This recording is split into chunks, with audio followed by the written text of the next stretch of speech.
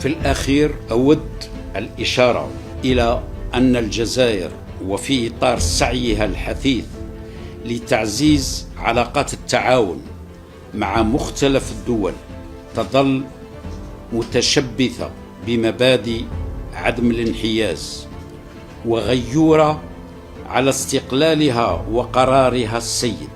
فمن أجل هذه المبادئ المقدسة التي ننتظر من شركائنا أن يقدروها ويحترموها، ضحت الجزائر منذ سنة 1830 إلى غاية سنة 1962 بأكثر من 5,630,000 بما فيهم 1.5 مليون من الشهداء بين سنتي 1954 و 1962.